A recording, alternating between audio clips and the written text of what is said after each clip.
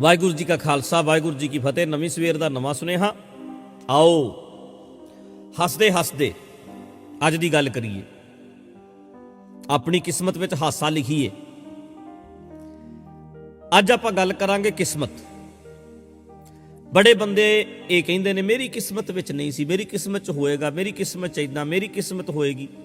हद होगी। ये किस्मत किस्मत किस्मत किस्मत इन्ना क प्रचलित है। एक किस्मत शब्द जिहड़ा धर्म दे विचों साडे दिमाग च वाड़िया, इहदी किस्मत विच इन्नी उम्र लिखी सी, इहदी किस्मत इदां लिखी है, इहदी किस्मत इदां लिखी है, इन्हें साडा बेड़ा गर्क कीता। मैं ये गल हज़ारां बार अपने दीवाना प्रोग्रामां विच कीती है कि किस्मत नां दी भी कोई किस्मत लिख के भेजदा, इदां दी कोई चीज़ नहीं हुंदी। गुरबाणी दियां एग्जैंपलां भी दित्तियां ने प्यारिओ। दिन रात कमाए अड़ोसो आयो मत्थै। जिद्दां दे काम करदे हो तुहाडे मत्थे दे भाग किस्मत बन जांदी है। कर कर करना लिख लै जाहो, आपे बीज आपे ही खाहो। जिहा बीजै सोलूना कर्मा संधड़ा खेत। दद्दै दोष ना देऊं किसै दोष कर्मा अपने, जो मैं किया सो मैं पाया। दोष ना दीजै अवर जाना। जिद्दां दा बीजांगे जिहा बीजै सो लुणै कर्मा संधड़ा खेत। किन्नी वारी ये गल हो चुकी है। जिद्दां दा लिखोगे कुदरती निजम ने तुहाडे कर्म उदां दे लिख देने। तुसीं लिखना है, फिर कुदरत लिखदी है। तुहाडा लिखिया वेख के लिखदी है कुदरत, पर किवें? तुहाडा लिखिया वेख के। जिवें लेख ना मिटी है सखी जो लिखिया करतार, ये शब्द आ गया। करतार कुदरत, कुदरती निजम। जिद्दां दे तुसीं काम करने ने उन्हें उदां दा लिखी जाना। तू एक्सरसाइज करी जा, तंदुरुस्ती लिख देनी है कि नहीं कुदरत ने तुहाडे कर्मां च। रोज़ एक्सरसाइज करो, रोज़ तुरिया करो, दौड़िया करो, परहेज रखिया करो, खाण पीण का कंट्रोल रखिया करो। कुदरत ने जो लिखिया करतार, उन्हें की लिख देना तुहाडे कर्मां च? तंदुरुस्ती। भैड़ा खाओ, ना तुरो, ना एक्सरसाइज करो, तुहाडी किस्मत च की लिख देना कुदरत ने? रोग बीमारियां दोवें लिखदे ने। जिवें बच्चा भी लिखदा ते बच्चे दे लिखे नूं वेख के ही फिर टीचर लिखदा, नंबर दिंदा। टीचर भी कलम चलाउंदा है ते बच्चा भी कलम चलाउंदा है। बच्चे दी कलम चलाई नूं वेख के ही टीचर कलम चलाउंदा है। तुहाडे लिखिया नूं वेख के ही कुदरत लिखदी है। तुहाडे कीते नूं वेख के ही कुदरती निजम करदा है। तुहाडा कीता वेख के ही करदा है। जो जो तुसीं लिखना है वो तुहाडी किस्मत है। उदां कोई रब नहीं लिख के भेजदा। तुसी अपनी किस्मत आप लिखनी है। अपने आप नूं वरदान तुसी आप देने ने। इस टॉपिक ते मैं बड़ी बारी गल करदा, पर नवीं सवेर दे नवें सुनेहे च भी कर रहा, क्योंकि कई स्रोते नवें सुनते हैं। इस शब्द ने बेड़ा गर्क कीता साडा। वो किस्मत लिखदा, जरा क सोचो। 14 साल का बनवास रामचंद्र जी नूं होया, उन्हां दी किस्मत च लिखिया सी भी जंगलां दे विच फिरना, तुसी जंगलां दे विच प्रॉब्लमां मुश्किलां दा सामना करना पएगा। उन्हां दी किस्मत विच सी। 4 उदासियां गुरु नानक साहब ने कीतियां, किते रोड़े भी पए, लोकां ने भूतना बेताला किया। की कहोगे गुरु नानक दी किस्मत विच सी? ओ नहीं, गुरु नानक ने 4 उदासियां करन दा फैसला आप लिया, अपनी किस्मत आप लिखी कि मैं 4 उदासियां करनियां ने, मैं तुरना है, मैं जाना है। की कहोगे गुरु तेग बहादुर जी की किस्मत में शहीदी लिखी सी? नहीं, उन्होंने शहीदी आप चुनी सी। साहबजादियां की किस्मत फिर इदां कहोगे भी 7 ते 9 साल की किस्मत रब लिखदा, हथ ना वढ़ दीए इहो जे दे जिहड़ा 7 ते 9 साल की उम्र साहबजादियां दी लिखेगा। किहड़ा रब है? उन्होंने शर्म ना आई 7 ते 9 साल की उम्र लिखदे नूं? किहड़े माड़े कर्म कीते सी भी 7 साल की उम्र दे विच ही जाना पै गया? नहीं, ये किस्मत साहबजादियां ने आप लिखी। वजीदे ने पुछया सी, दसो मरना कबूल है कि सुख सहूलतां लैणियां ने? ਕਹਿੰਦੇ ਜ਼ਮੀਰ ਮਾਰ ਕੇ ਸਾਨੂੰ ਸੁੱਖ ਸਹੂਲਤਾਂ ਦੀ ਲੋੜ ਨਹੀਂ। ਦੋਗਲੇ ਬਣ ਕੇ ਨਹੀਂ ਚੱਲ ਸਕਦੇ, ਜਾਂ ਗੁਰੂ ਗੋਬਿੰਦ ਸਿੰਘ ਦੇ ਜਾਂ ਫਿਰ ਵਜੀਦੇ ਦੇ। ਦੋਗਲੇ ਨਹੀਂ, ਅਸੀਂ ਕਲਗੀਆਂ ਵਾਲੇ ਦੇ ਪੁੱਤਾਂ ਤੇ ਪੁੱਤ ਰਵਾਂਗੇ।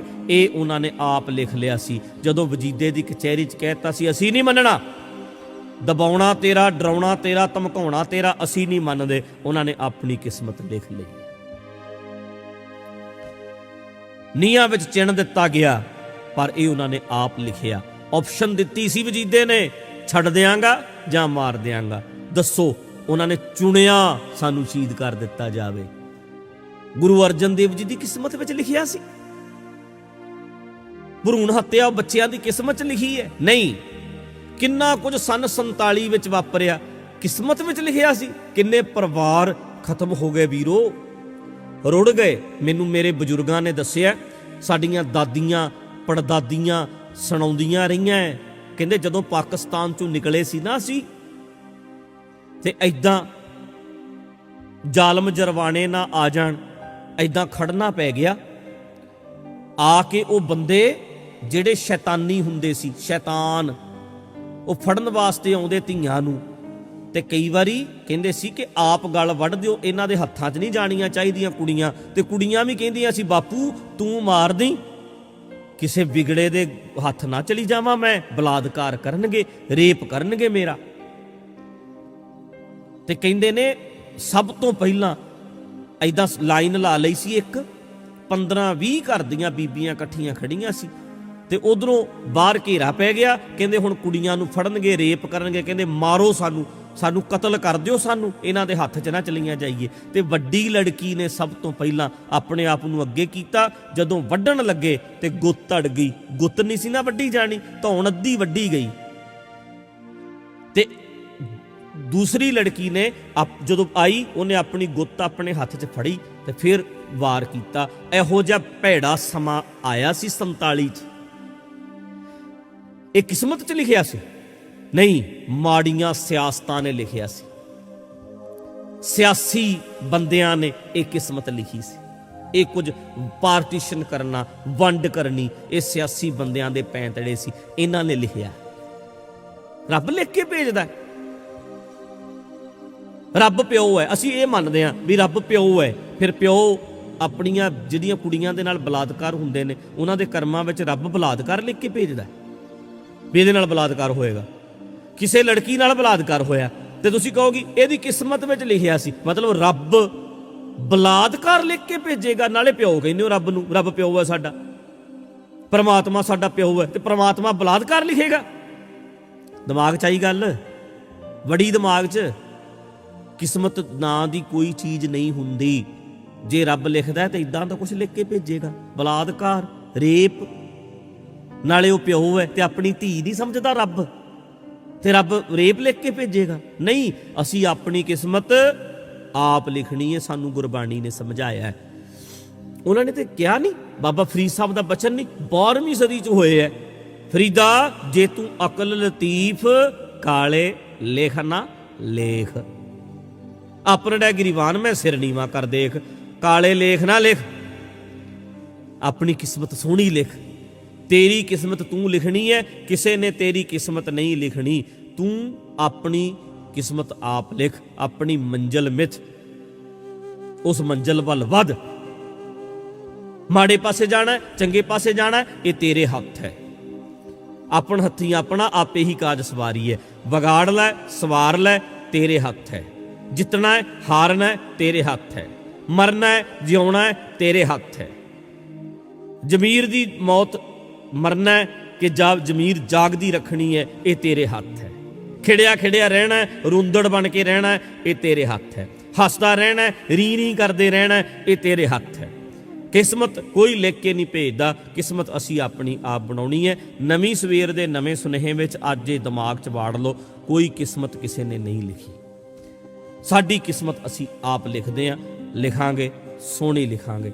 ਅੱਜ ਤੋਂ ਬਾਅਦ ਆਪਣੀ ਕਿਸਮਤ ਆਪ ਲਿਖਾਂਗੇ। ਜਦੋਂ ਤੁਸੀਂ ਕਹਿੰਦੇ ਹੋ ਕੋਈ ਲਿਖਦਾ, ਉਹਦੇ ਤੇ ਸਿੱਟ ਕੇ ਆਪ ਬਚ ਜਾਂਦੇ ਆ।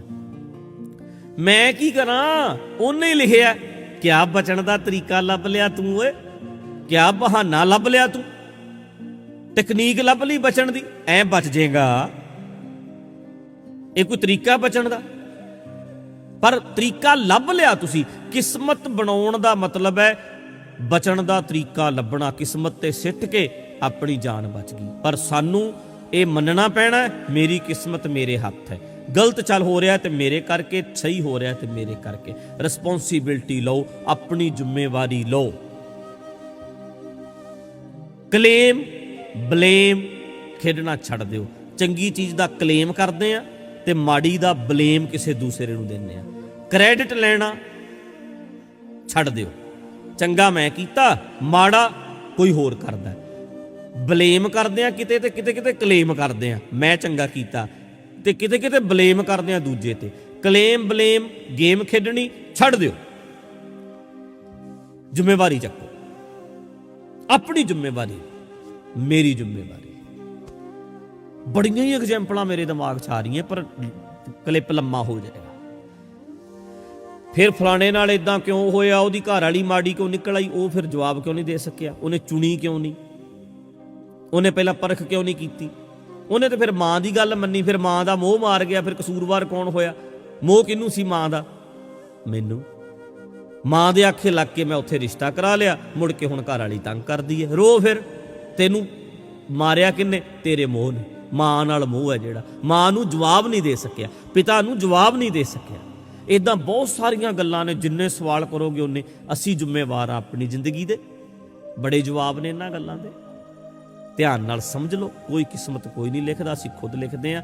ਨਵੀਂ ਸਵੇਰ ਦੇ ਨਵੇਂ ਸੁਨੇਹੇ ਵਿੱਚ ਅੱਜ ਯਾਦ ਰੱਖਿਓ, ਆਪਣੀ ਕਿਸਮਤ ਆਪ ਲਿਖਣੀ ਹੈ।